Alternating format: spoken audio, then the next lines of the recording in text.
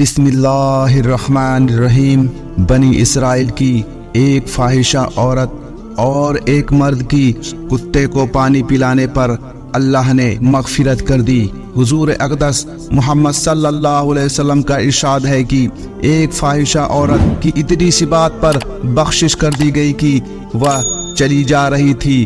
اس نے ایک کنویں پر دیکھا کہ ایک کتا کھڑا ہوا ہے جس کی زبان پیاس کی شدت کی وجہ سے باہر نکلی پڑی ہے اور وہ مرنے کو ہے، اور اس عورت نے اپنے پاؤں سے چمڑے کا موزہ نکالا اور اس کو اپنی اوڑھنی میں باندھ کر کنویں سے پانی نکالا اور اس کتے کو پلایا۔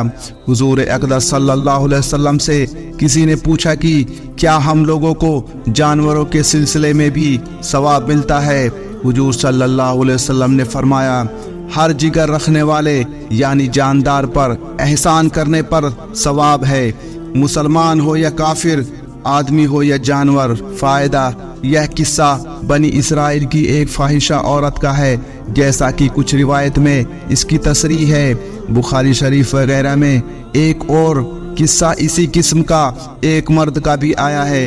حضور صلی اللہ علیہ وسلم نے ارشاد فرمایا کہ ایک شخص جنگل میں چلا جا رہا تھا، اس کو پیاس کی شدت نے بہت پریشان کیا۔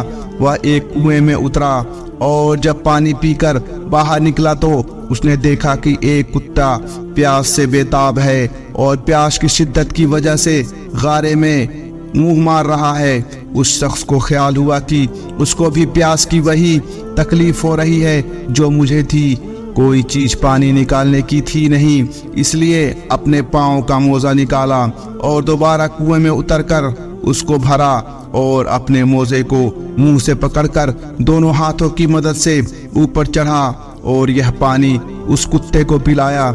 حق تعالی شانہ نے اس کے اس کارنامے کی قدر فرمائی اور اس شخص کی مغفرت فرما دی۔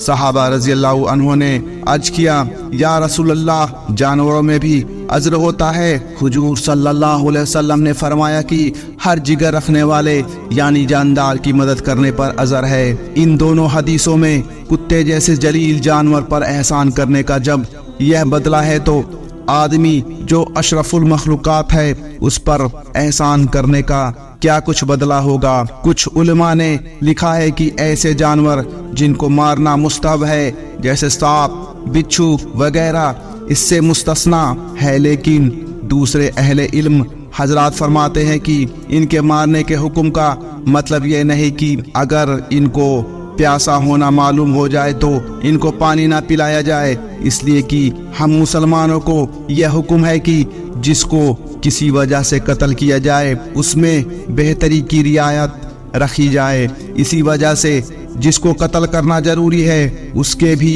ہاتھ پاؤں وغیرہ کاٹنے کی مناہی ہے۔ ان دونوں حدیثوں سے اور ان کے علاوہ اور بھی بہت سی احادیث سے ایک لطیف چیز یہ بھی معلوم ہوئی ہے کہ حق تعالی شانہ کو کسی شخص کا کوئی ایک عمل بھی اگر پسند آ جائے تو اس کی برکت سے عمر بھر کے گناہ بخش دیتا ہے۔ اس کے لطف و کرم کے مقابلے میں یہ کوئی بھی چیز نہیں ہے۔ البتہ قبول ہو جانے اور پسند آ جانے کی بات ہے، یہ ضروری نہیں کہ ہر گناہ گار کے سارے گناہ پانی پلانے یا کسی ایک نیکی سے بخش دیے جائیں گے۔ ہاں، کوئی چیز کسی کی قبول ہو جائے تو کوئی رکاوٹ نہیں، اس لیے آدمی کو نہایت اخلاص سے کوشش کرتے رہنا چاہیے۔ اللہ جانے کون سا عمل وہاں پسند آ جائے، پھر بیڑا پار ہے۔ بڑی چیز اخلاص ہے، یعنی خالص اللہ کے لیے کوئی کام کرنا جس میں دنیا کی کوئی غرض شامل نہ ہو، نہ اس سے دنیا کمانا مقصود ہو، نہ شہرت و وضاحت مطلوب ہو۔ ان میں سے کوئی چیز شامل ہو جاتی ہے تو وہ سارا کیا کرایا برباد کر دیتی ہے، اور محض اس کے لیے کوئی کام ہو تو معمولی سے معمولی کام بھی پہاڑوں سے وزن میں بڑھ جاتا ہے۔ حضرت لقمان علیہ السلام نے اپنے صاحبزادے کو نصیحت کی کہ جب تجھ سے کوئی گناہ صادر ہو جائے تو صدقہ کیا کر، اس لیے کہ یہ گناہوں کو دھو دیتا ہے اور اللہ جل شانہ کے غصے کو دور کرتا ہے۔ دوستو، آپ کو یہ ویڈیو کیسی لگی کمنٹ میں بتائیں، اور اسی طرح کی اسلامک ویڈیو کے لیے ہمارے چینل کو سبسکرائب کریں۔ شکریہ۔ السلام علیکم ورحمۃ اللہ وبرکاتہ۔